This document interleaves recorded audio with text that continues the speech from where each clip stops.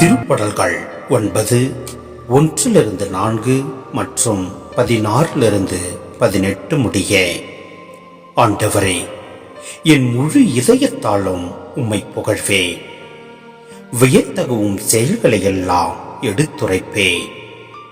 உம்மை முன்னிட்டு மகிழ்ந்து களி கூறுவே. உன்னதரே, உமது பெயரை போற்றி பாடுவே.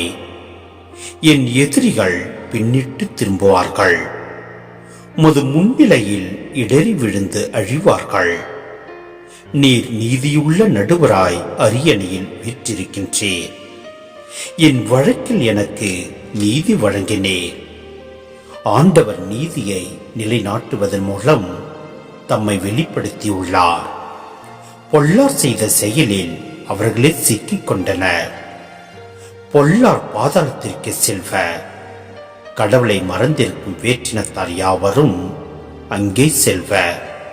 மாறாக வறியவர் என்றுமே மறக்கப்படுவதில்லை.